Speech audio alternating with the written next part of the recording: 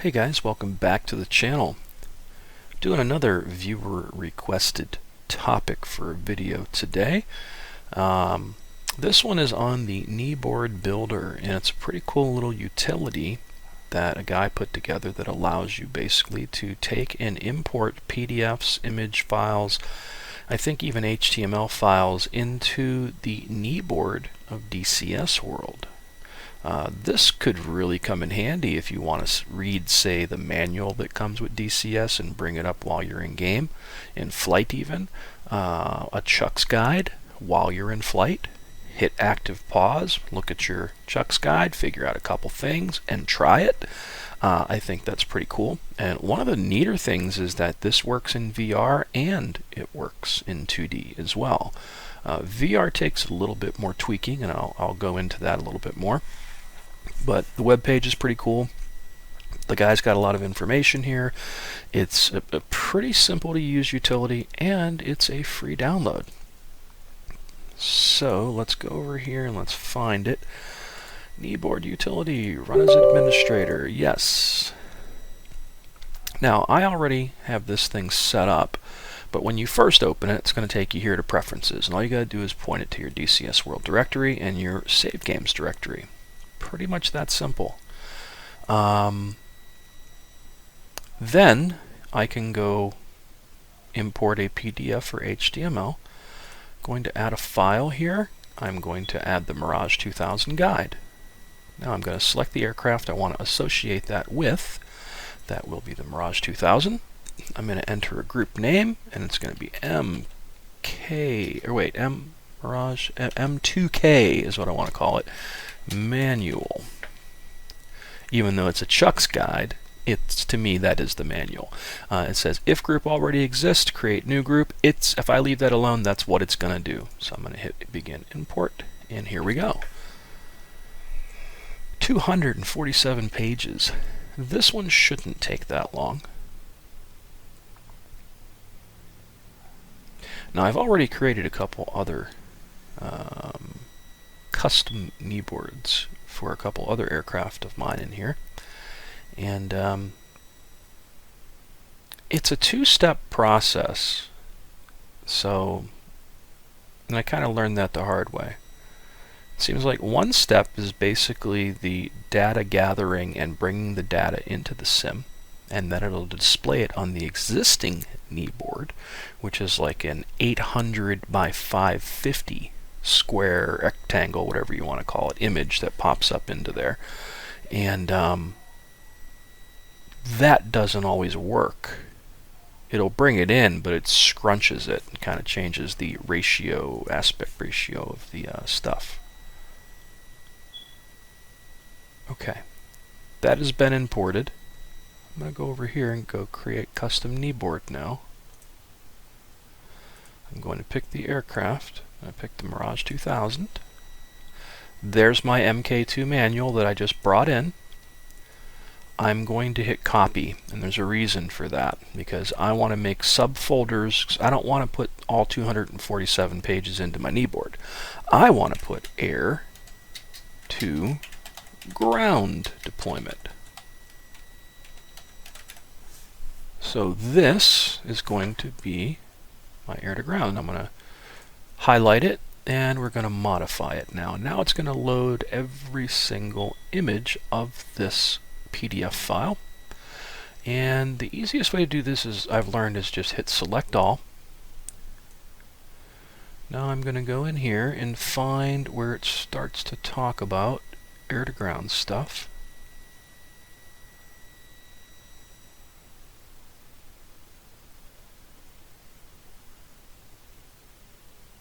This might take a minute.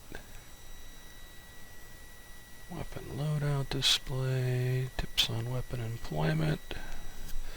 Okay, this is air-to-air stuff, magic missile. There we go, snake eye bombs, rockets tutorial, air-to-air guns, no radar. Okay. I'm going to hold down the control key at this point, and I'm just going to start clicking. So I'm going to turn them from blue to gray.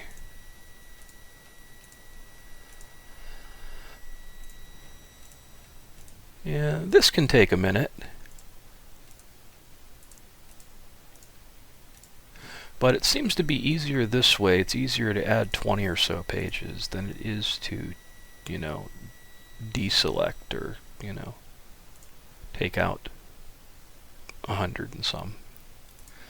Belugas, laser guided. Man, there's a lot of pages for this. Air to ground, guns. Selective storage jettison. I think that's about all I need. Oh, come on, I let go of the thing. I don't care about that. I can do without the last page. So I'm going to hit remove selected. I let go of my control key too quick. So now, these are all the pages I have. I'm going to hit save. Now the only thing in the air-to-ground deployment folder is all that stuff I just put in there. I'm going to hit this to bring it over to this side. I'm going to hit Build Custom Kneeboard for M2000C. It has been built. Now, at this point, I could minimize this. Check down here. I could right-click, open profiles. I could go into DCS World, and the most important part is this has to still be running in the tray for these to work. I could go into DCS World at this point, and it's going to display all that data, but it's going to display it at the wrong resolution. So this is the part that was tricky, and this is where the profiles come into play. So I'm going to open my thing up again. And we're going to go to Options, and we're going to go to Kneeboard Profiles, and we're going to Modify. So now I'm going to pick the Mirage 2000, and I'm going to create a profile for the Mirage 2000. If it's included, it is. And the reason I say that is you look at all these pictures, there's no picture for an F-14. More on that here in a minute.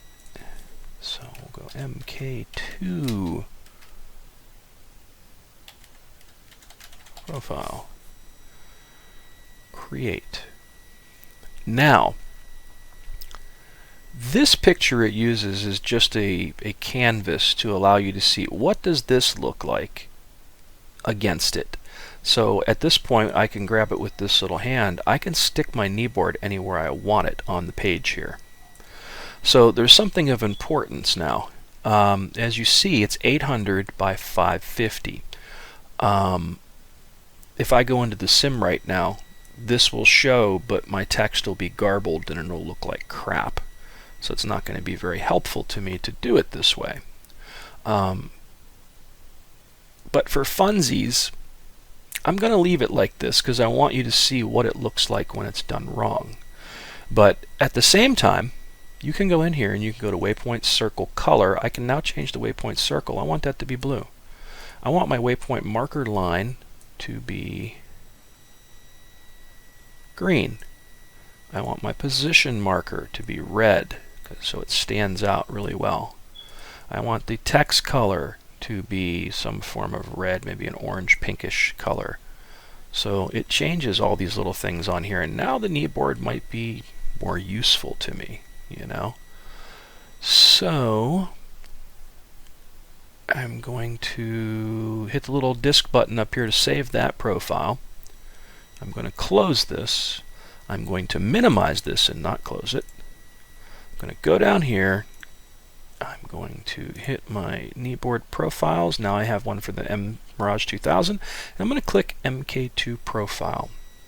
At this point, I can go into the game and see what I've got. Okay, I'm in the Mirage 2000 cockpit now. I'm going to hit my kneeboard and bring it up.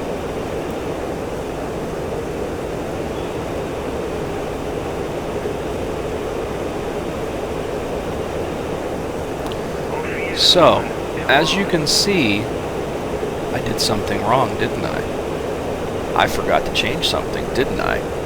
This is where it's important. So this is the kneeboard, and if you're noticing this, this is the default 800 by 550. So as you can see as well, the text looks kind of crappy. You can't make it out. It's not legible. The pictures are kind of useful, but you know, it's just not doing anybody any good that way. This is the important step that we missed last time. 800 by 550. So I didn't change that, so my data is not showing up properly. I'm going to pick 800 by 800, and I'm not going to sit here and tell you that this is the ideal resolution or most optimal for the text, but this is what I found that works pretty good for me. So now that I've done that, it's made it bigger, so you have to drag it over more, and again, put it inside a little bit.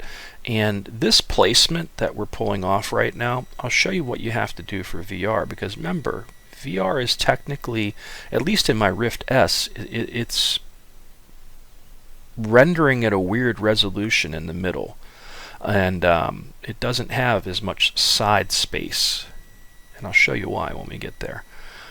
Okay, so this guy's here. I'm going to pull him in just a little bit to keep him away from the sides. This is a good position. This is a good place to be. I'm going to hit save. I'm going to hit close. I'm going to minimize. And I'm going to back down here, and I'm going to make sure I choose the profile again because I've made a change to it. So now we've loaded it. And it's set. Now let's go back in and see what we have. Alright, I'm back here in my Mirage 2000, and let's bring up the Kneeboard and see what we have. Shift, or right Shift K is what brings it up, and now I have a much bigger canvas of a Kneeboard to work with, and the existing data that is there still looks good. So I'm going to cycle through. Now the data that I imported actually looks useful. It doesn't look scrunched or out of aspect ratio. It actually looks useful. Now, like I said before, I'm not going to sit here and tell you this is the optimal way to do this. I don't know that, you know, what resolution I should put this at, but 800 by 800 pixels seems to be the best bet for me. And all my data is there, and now I can actively pause stuff and come in here and, you know, see what I can come up with. And practice better by using my Chuck's guides while I'm in DCS. And you can do this for the DCS manuals as well.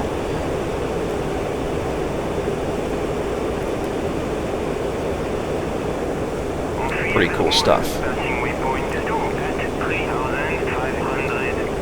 And as you noticed, on that screen back there, I pulled it in a little bit from the right-hand side, and I pulled it in down a little bit. Do you notice how much space I have around the edges now? So it was good that I did that, because if you do this the wrong way and you don't pull it in a little bit, it actually cuts off the right-hand side of the Kneeboard and ends up off the screen. So that's the important part of creating the profile, at least through my experience. Okay, now I wanted to show you something else that I found out. So I'm in my Tomcat. I have created a custom Kneeboard for the F14. And I think a good suggestion for the creator of this would be to take this button and not make it build custom Kneeboard, but make it import data to the Kneeboard. Because this is what's a little misleading, and it threw me off when I first did this to begin with, because I didn't realize it was a two-step process, that I had to build the custom Kneeboard and then I had to go up here and create a profile. It would just make more sense if this was, you know, instead of build custom Kneeboard, it was, you know, import data to the Kneeboard, if that makes any sense, because that's really what you're doing. You're not really creating a custom Kneeboard, you're just pulling data into the Kneeboard. And if you don't have it set right through the profile, it's not going to give you a proper experience. So I'm going to go to Kneeboard Profiles, I'm going to go to Modify, and I'm going to go to the F14. So, this one's a little different. And I created two different profiles for a reason. So, if you're looking at this image right here, it's not an F14, it's the A4. Because if I go to create a new profile and you scroll through those images that are in there, there is no F14. So I probably could import one myself of the cockpit and just do that, but you can also use any image, because all it is a cookie cutter canvas, so you can move this around and see where it's going to put it based on where the cockpit stuff is. So For 2D, this works fine. I like it this way. But for VR, I had to do something a little different because of how VR is rendered. Do I want to save changes? No, I just move things around. So, this is what I had to do to make it work properly in VR. And I wanted to show you this, but OBS is just being temperamental right now, and I'm not able to record VR for one reason or another. I don't know, I haven't really dug into it. But long story short, I wanted to show you what I did to make it work in VR with my Rift S. And I believe the issue is the Rift S, what it renders an image that is probably like, from here, it cuts off all that side data off to the right here. And it also cuts off all that data to the left over here and gives you that weird image in the middle of your screen if you're not using like an Oculus mirror or something. But it does that weird resolution where it renders just the middle of the screen, and it's more of a vertical view. And in doing that, it cuts off the sides over here. So if I were to set this over here, it would cut off half of it. So the best way for me to do this was just move this in and down a hair and put it more towards the center. And then yes, it's going to take up more cockpit space, but this is the only way to read it too. And I thought for a minute, maybe if I take this and I make this 400 by 400, I did that and it made it very illegible again. So it seems like 800 by 800 is a good starting point. I'm curious to know what others have done to make the VR thing work for them. But this is what you have to do to make it work in VR properly. And that is pretty much what I've come up with to make it work in VR properly. Overall, I think this is a fantastic utility. And if you go into here, there's a couple other things I can show you. So you go to View, it knows where all your aircraft manuals are, which is pretty cool. See? It already knows because you gave it that directory information in the beginning. So if I wanted to just, import any of this stuff from Flaming Cliffs or what have you, you can go to View up here and just open a box and then drag them in over into here and do what you need to with them. Groups folder, Kneeboard folders. I don't mess with any of this. I didn't think any of it was of any use to me. However, you can go to View Tutorials, View Manual, View README, view the website, and check for updates right from here. Again, very useful. I think it's a pretty awesome little utility, and it's definitely well worth looking at. Alright, I'm sitting here in the Tomcat, by far my favorite module of all time for DCS. And I just wanted to show you one other aircraft and how the kneeboards work out in this scenario, to give you an idea of what it looks like in more than one than just the Mirage. So I'm going to go right Shift K to bring it up, and again there's my nice 800 by 800 window. In a 1920 by 1080 scenario, it works pretty good this way. And again, I think it's going to depend on what your screen resolution is more than anything, of how you end up using this. So I'm going to cycle through, and as you see, everything is much more legible than what it was before. Now, the one thing I can't show you because VR is being finicky to record at the moment, but in 2D, I can't zoom in. I can zoom in, but it doesn't zoom in on the kneeboard. In VR, I can use VR zoom or spyglass zoom to zoom in and read things in more detail. But this is going to work pretty good for me because I wanted to learn how to do more of the air-to-ground stuff in various planes. And this is going to be a pretty cool way to do it because now I can do this, I can combine this with active pause, look at my kneeboard, pull it away, hit active pause, start again, and then do what I need to do, which is really cool. So again, it's free. Give it a shot. It's definitely worth the price of admission. And it is super cool. I mean, what's not to like about something that's free? And again, it's going to help make me a better pilot because now I can just bring up my kneeboard data at any time from within the cockpit and I'm ready to go. And these are the Chuck's guides. You can use the regular manuals if you wanted to do that as well. Whatever you want to do, you know. I think in the F-14, I'm not sure, let me try this. Can I go in the back seat and bring up a kneeboard? Oh yeah, so I can go in the back seat, I can tell the pilot to fly straight and level, you know. He's going to do his own thing now, see? I didn't tell him anything. But I'm in the back seat now, and you know, this would be really helpful if I put the Rio information in another folder and then loaded that one and jumped in here and started doing the Rio stuff.